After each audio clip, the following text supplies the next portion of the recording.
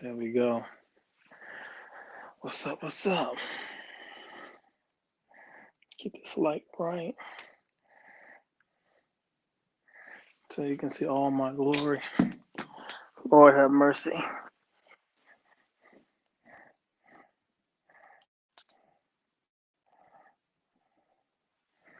I'm just gonna have to hold it tonight. Time for all this craziness, these madness. The phone is not wanting to cooperate. My bar isn't wanting to cooperate. So we'll hold it tonight. It's all right.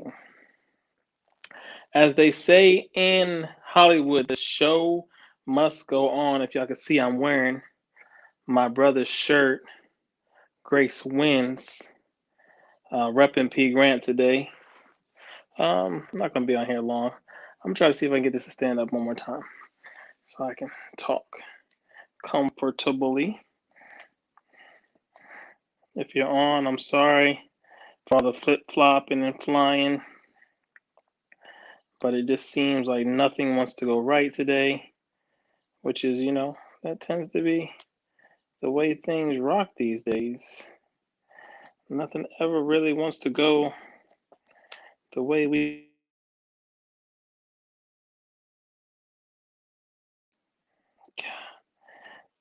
Technical difficulties. I should have just not done it today at all, but whatever. All right, I'm just gonna do me. So what's up, world? Hope y'all are doing well. It's your boy, MrEvo here, chilling. I'm gonna have to hold my camera today, but it is what it is. So let me just lay some things out here real quick. I said, if you haven't gotten the shirt, make sure you go cop Grace Wins, my brother, P Grant, one of the dopest MCs, period. Um, but yeah, go cop it. Like it, share, comment. We're doing big things, making big moves. I'm excited for today. Big, big, big shout out to my ace, my cousin slash sister slash trouble that I used to get into, who I used to snitch on all the time, who I'm not gonna go into the story, but who is possibly responsible for me being alive on this earth today. Uh, if you want to know the story, inbox me. I'll share it with you. I think it's hilarious. When I found out about the story, I was like, oh, this is some mess. But we are 10 months apart, if that tells you anything. So, yeah. But big shout out to Megan Danielle. Go like her page, comment, tell her happy birthday. She deserves the world. She works hard, she grinds hard. She's building a brand. She's one of my inspirations as well. But yeah, I just want to get into it real quick. I mean, I'm not going to be able to hold this phone for a whole 30 minutes. So let me go ahead and rock this out real quick. So I want to talk about this laying it all out on the line today. Um, so today I had the privilege. Well, I've been doing this for this is my second week, but I've been going to these vaccines. I've been actually helping with like data entry or greeting for the vaccines that the COVID vaccines that we've been getting here in the U.S.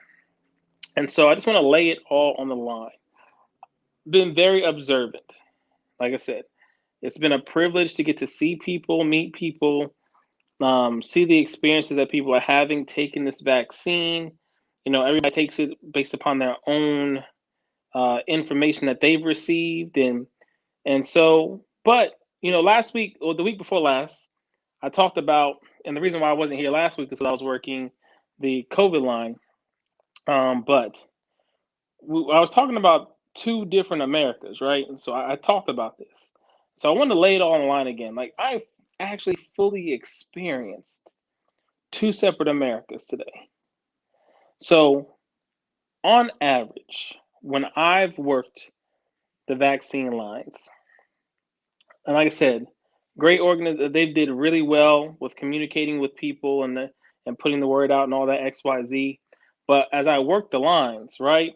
And if you like my ring, I'll let you know later what it says on it. It's a lot of scriptures on it, but it's a new purchase. I wanted to wear some rings. I want to do something a little different and add to add to my attire. So I already got the fresh watch, the fresh Invicta gold plated watch. So now I got a scripture ring to go with it, and then my chain. But anyway, so I did these COVID things, and so my first day that I did it, I don't know about anybody else's experience. I can only talk from mine. The first day that I did it, I only encountered 3 African American people out of 440 people that took the second dose. On my next time that I did it, my third and fourth time, I think collectively it was like 6 people that I encountered that did the first dose of the COVID vaccine. But then today, at probably one of the most historical black churches here in Wilmington, North Carolina, this is where all the black people went, but the numbers were less. It was in the hundreds. I don't want to be specific because I don't know what I can and cannot say. So, but the experience that I had was all of the people that I know that are so pro-black. Like when I say pro-black, like they are literally buying land that was given to their ancestors generations ago and then sold and split off or stolen. They're buying it back and taking back all this different land. And these are the same people that I ran into today while I was volunteering at the COVID vaccination. And so it had me thinking, okay, what was the difference between the locations, for one? Why is it that it seemed like every older black person, because this is 65 and older, why every older black person went to this one location but didn't want to go anywhere else? Now, it's the same nursing staff. Um, there was a black lady who overseed the process actually for all 3 locations that I've worked at. But it was just amazing to me that all these older, like literally, I think maybe max 7 white people came to this donation to this not donation to this vaccine location.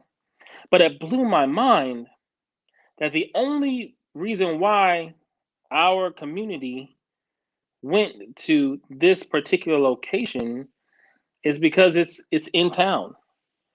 It's literally where we used to meet back in the day in downtown. And it just blew my mind. All the people, and they knew each other. They were all talking. They were congregating outside, and not like in each other's face, but they were talking. And it's good to see. You hadn't seen some people have been in the house for almost a year now, so it was different for them. It was a different experience, but it really blew my mind. It made me even see even more the separation of our country. It made me see even more how we had, not just us as black people, but us as a nation, have pigeonholed people in certain areas to where that's the only place that they'll feel comfortable at. And it blew my mind. It made me go like, yo, I was every piece of, because I was doing entry work, so I was keeping track of everything. Every one that I got was like, African American, African American, and I'm like, wow, it's crazy that this is where we're at, even now in 2021. Now, the thing that even blew my mind a little bit more, it not blew my mind. Let me say this: I think there became a better understanding because a lot of these people were here in town in the 70s when there was still segregation. They have experienced the separation for so long that it was easier for them to go to a black location than it was for them to go maybe 8 miles down the road to a bigger location. Because like I said, this location was really small, maybe max 30 people in it at a time, if that. So we had a smaller location, but they diligently waited. They made sure they came on time. I don't think we had any no shows. So like it was like they are so accustomed to the two separate Americas, to the segregation basically that they grew up in, that there was no willingness to travel to another location. And from what I observed, like I said, I don't know all the stats behind it because I'm not in the know for what we do here in the county. But it was really amazing to me as I've watched. I mean, because I'm a very observant person. So as I watched the different locations that I was at, because I was even at, now, if you're here and familiar with Wilmington, North Carolina, one of the locations is the Martin Luther King Center, which I would imagine more people will go to the Martin Luther King Center than anywhere else in Wilmington because that's the Martin Luther King Center. It's where we go for activities. It's usually where, the mass churches, if they want to have a whole gathering and bring the Black community together, they go there. So I was really shocked that the one location that I thought in the inner city that would have had more people in it only had maybe, like I said, maybe I know I touched maybe three that day, but max, I would say at max 10 of our of African Americans came to the Martin Luther King Center. And now people who literally probably don't know what the Martin Luther King Center is, what it stands for. They just found out where it was located because it was in town. So they're not going to travel in town out of their way to go to a Martin Luther King Center unless there was a vaccine there. And I literally heard somebody say, "Man, this side of town has changed. This used to be a no zone." And I'm like, I've been in this town for a while now, and this was never a no zone. Like this, the Martin Luther King Center was probably the safest place that I could think of. And I come from Staten Island, New York, so this was the safest place that I can think of to go to in this town, where I knew that they were going to look out for you no matter what color you were, because I know I coach a kid now who literally loves going to the MLK Center. He loves, I mean, he's a young white man from out in the country who, I mean, he really grabs onto it because he felt the love and support when he came to play football here. And they didn't shun him, they didn't push him to the side. They took him as a human being, and it was, and he didn't have a crazy nickname. Like they literally support. So it blew my mind that less of us were there, more of white America was there. But it was very interesting because it just explains the different viewpoints and where we're stuck at in the United States of America. Because I guarantee you, we're not the only town that felt that way. We're not the only town that dealt with this. We have the race riots here. We have literally the wiping out of rich Black society in Wilmington, North Carolina. If you haven't, Google it. Google Google the coup of Wilmington, North Carolina. We had a senator, a congressman, a mayor. We had this was run by Black people, and now it just boggles the mind that we basically have been, and I'm not going to say purposely because I don't know the intent, but I will say that it was unique to see how we were in this small building compared to everywhere else, compared to people going to DSS, compared to people going to the MLK Center, compared to people going to another big church here in town, compared to all these things. We were in this small building. That, by the way, you couldn't get internet service in. We had to literally rig it so we can get internet service to properly process everybody. The room was small. There was really no parking for the people. They had, and we're talking about 65 and older. So 65 and older had to walk across the street from their cars to a building, and a lot of them were in canes. They were pushing, doing the pushing canes. Some of them couldn't really walk. Like for Black America, why? Why is this still an issue? Why is it that we are only two things? Why is that we're only able to be accessed in certain locations, and why are we still allowing this crap to happen? Why are we not stepping up? Why is the next now when they start offering it to the 50 and below, if y'all fools don't get it together and say no, we want to go here and do it in bigger locations and bring people out. This is if you believe in the vaccine. If you don't believe in the vaccine, I'm not talking to you. I'm just giving you knowledge because I'm still on the fence about the vaccine. I strongly have been against it for the longest time. But having conversations with people recently have made me think about it, but I have not made a decision on it yet. So, but for those who have already, when the opportunity comes for us to show up in massive numbers, to show so that we don't get, because what this is what's going to happen. This is my theory. I can't guarantee it, but mark my word, you heard it today on February 16th, 2021, that for the younger people, if y'all don't get this Moderna and Pfizer, y'all gonna get something low grade that probably hasn't been tested well. That I'm gonna say, and it is what it is. That white America hasn't taken, and you're gonna be the test dummies.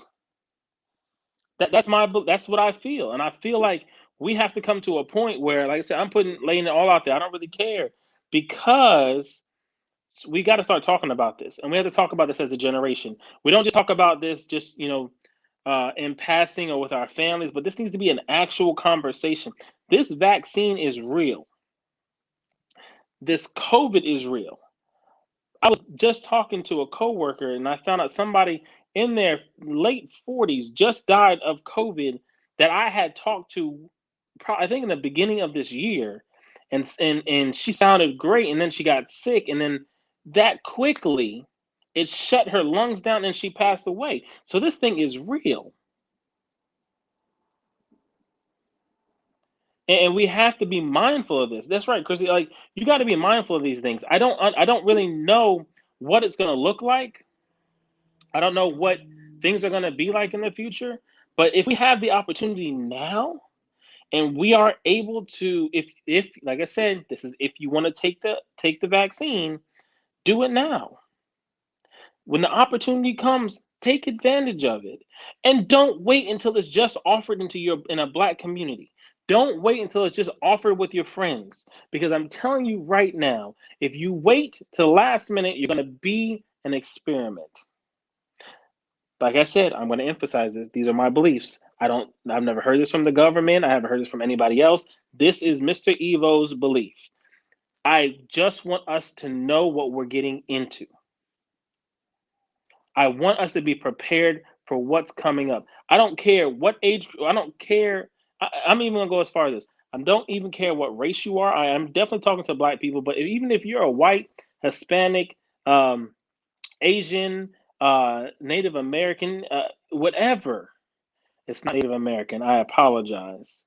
Um, I gotta reprogram my brain because it's on so many check boxes that you get used to saying Native American, and this is their country. They were here first, so I'm not gonna call them native to what, you know what I mean. Like, I'm not gonna go into all that. But if you're a Cherokee, Blackfoot, Lumbee, whatever, I don't. If you have the opportunity, do it now. Don't wait. Don't skip out on it. Don't don't let them fool you. Don't let the government fool you. We have a lot going on right now, and it is time for us to be aware and have these conversations. It is time for us not to just sit back and relax and allow it to happen. It's time for us to fight. We have to communicate. These are avenues. You have Facebook, Instagram, Snapchat, um, TikTok. What else? There's so many other avenues. Have the conversation. Ask your friend, hey, how do you feel about the vaccine? If they offered it, would you go with me? Like, really, let's have a game plan. Let's talk about it, because I don't want it to be.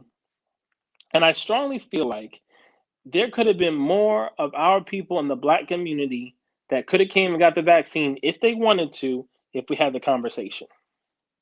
If their grandkids would have came to the house and said, "Hey, grandma, I don't know if you've been looking at the news, because I'm in the South, so they say sanctified, filled with the Lord."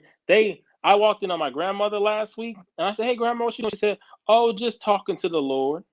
That's what they do. Is talk to the Lord. So they're different. They're not all. And my grandmother watches TBN, watches uh there's another Christian network, but that's all she watches. So she's not watching the news. There's conversations that we have to have. We have to communicate that with them and say, hey, they're offering this vaccine. I'm not sure if you want to take it or not, but let me tell you the pros and cons. There's some research that I've done. Share with them. People will make a good, conscious decision when they have the knowledge. And I feel like that's what we've done, especially in the Black community. We don't give all the information. We give our opinions. Like I'm going through this, and I'm saying these are how I feel. Don't make your move off of how Mr. Evil feels at all. You got to make the move off yourself. You got to do what's right for you. You have to make sure that you know beyond a shadow of a doubt that you're making the best decision for you and your family and your life. I'm really tired of the games. And I sit back, I'm quiet, I'm very reserved. I watch a lot. Like I said, I watch a lot. I see what people are doing. I have conversations also, though. And I don't do it to where it's like a big conversation. And so I've worked with white, I've worked with black, I've worked with older, I've worked with younger. And it's just a conversation. How do you feel about the vaccine? How do you feel about the way that the world's going? Have you seen the separation of people? How do you feel about the climate? Where are we going to be at in the next couple of years? Like, let's have a conversation. Let's talk. It's not always going to be about music. It's not always going to be about what we've seen on TV. It's not always going to be about sports. Literally, the world shut down for months and we still didn't have a conversation. What we did was we found other ways to communicate, but not to have a conversation. TikTok became big. That's great. But did we have a social conversation based off of TikTok? Or was this just another challenge that was created so we can be distracted about from what was going on in the world? I guarantee you, these kids in this world know more about silhouette challenges, the busted challenge, any other TikTok thing that's going on, and less about what's going on in our government right now, or what's going on locally in our communities, or what programs are there. Back in the day, I just watched Judas and the Messiah, the Black Messiah, really deep about the Black Panthers, and the Black Panthers were going out, outreaching, talking to people, expressing to the kids, showing them what the world looks like, explaining to them who they are, encouraging them. It wasn't just about social media. It wasn't about the TVs. They gave them books to read. They fed them. Your kids are more likely to listen to you when you're sitting at a table eating. Not when you pull them to the side and say, hey, Johnny, come here. Come sit down on the couch with me. Let me have a conversation with you. They're more prone to have a conversation with you and listen to you when you're sitting at a table and eating. That's because it's the one time where there's no TV on. There's nothing else going on. It's just y'all. And food is probably the best conversationalist. I went to lunch yesterday with a buddy of mine who is white, who we literally had a good conversation, and we talked about race. And because he's a pastor of a predominantly white church. Now, he doesn't have a denomination, but he's trying to figure out, he's like, well, how can I get more black people into church? He said, I want it to be so diverse because I just want people to hear the word of God. I just want them to know how good God is and what he's done for me. It wasn't about the accolades. He's not worried about the accolades or the money or anything like that, because he's taken care of. He said, I'm fine. I just want the people to come into the house so we can have a conversation and we can talk about the God that I love, and we can and this is what we need to do. Conversation will break racial division. Conversation will educate those who are broken and not knowing what's going on in the world. Conversation. If you go right now, this is my challenge to you, because I've done this and it's not easy, but you got to do it. Go out to your community while you're out and about. If you see somebody homeless or you see somebody that looks like they're hurting, talk to them. Just talk to them. Say, hey, I wonder how you're doing. Is everything okay? You just want to talk about it? You need to vent? Literally open up the community, because when people see that, they know that you love them. It's not about where they've come from or what they've done or what they're doing for you today. The conversation shows love. The conversation, that's all it is. You can buy them lunch, that's great. You can buy them dinner, you can buy them breakfast. Those are substantial things that people need. But guess what? When you do that, also bring the conversation with you. Ask them how they're doing. See if they need help. Can I direct you anywhere? Can I show you the love that I have inside my heart for you? I don't care where you came from. I don't care your background, your color, your race, nothing. I just want to make sure that you're good because you're a human. We've come past that completely. We've forgotten about the humanity. So yes, I'm preaching today, and it's all in my heart. And if you don't like it, you don't have to listen. But guess what? Eventually, you're gonna have this conversation with somebody else.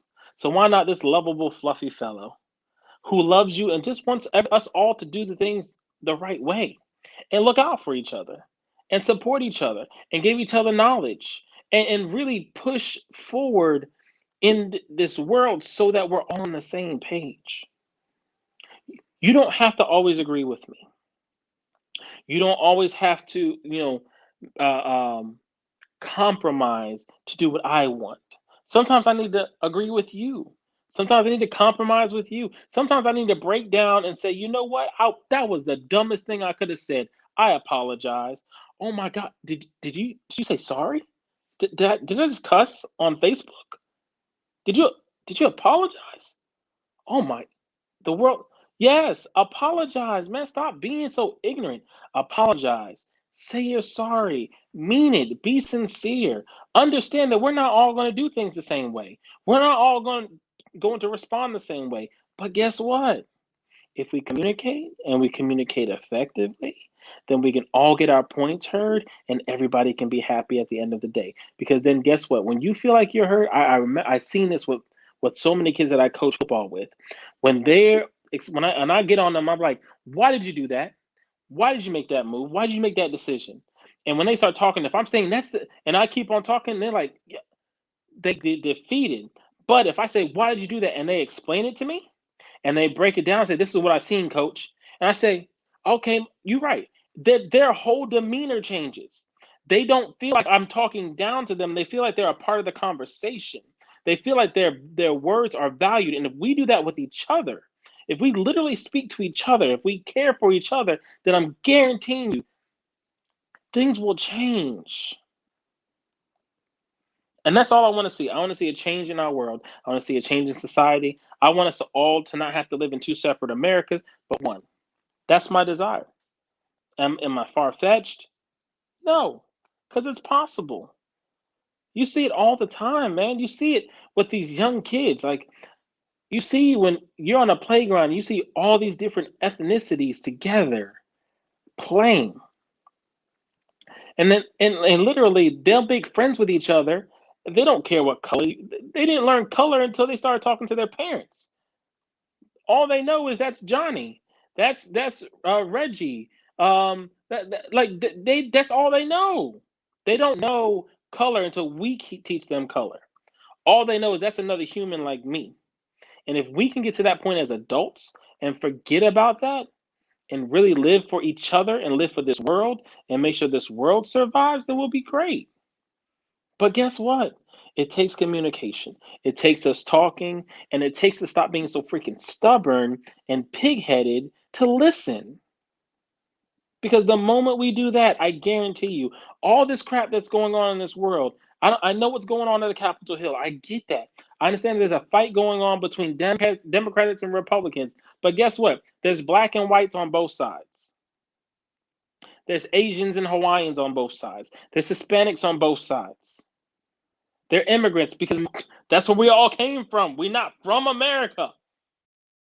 Emphasize that. We are not from here. We were not born here. We came here. Some of us were forced here. Some of us were even white Americans. Some of them were laborers on the ships and they had to come here because they owed a debt to England. So don't give me that we're not all immigrants. In some way, shape, or form, we were all forced here, except for those that lived on the land that we stole from them. We are not from America. So guess what? Let's get it together, figure things out, communicate, listen, and I guarantee you, we will no longer live in two separate Americas, but we'll live in one America united. The way that people seen it could be, we can live that thing now. So it's your boy, the Fluffy Fellow. Really appreciate the love and support. I'm glad you guys are on here. Like it, share it, comment, inbox me if you have something. If you have something to say about something I said that you didn't like, inbox me. I'm more than willing to listen to have a conversation with you. I won't deal with ignorance. I won't deal with somebody calling me out of my name, but I'll have a conversation with you. There's limits to it. But let's have a conversation. Let's talk. If you don't like what I said, that's but if I'm right and you know I'm right and this resonates with your heart, like it, share it, tell a friend to hop on, tell them to skip the first 30 seconds because I was a hot mess trying to get everything situated. But I love you guys. I want everybody to live this enjoyable life. I want you to be as fluffy as you can be every day of the week. If you, it's about to get cold again. I know it was warm here in Wilmington. I know it's cold up north in the northeast area. But if you need somebody, call a fluffy fellow. And thank you for all the support for the Mrs. Fluffy. Shirts are dropping soon. As you know, with COVID, there have been some delays, but shirts, hoodies, long sleeve shirts, they're all coming soon. I promise you, I'm working on it. I'm not sitting on my behind and just acting like I'm doing something. This is a desire of mine that was placed in my heart. But you know what? Things happen. Time will fix it all. But I hope you guys have a good night. I hope you have the rest of your week is amazing and great. And know that you are great. And the only one that can stop you is you. So let's change that and let's change this world one conversation at a time. Hope you guys have a great night. I'm out. Peace. If I can figure out how to log out.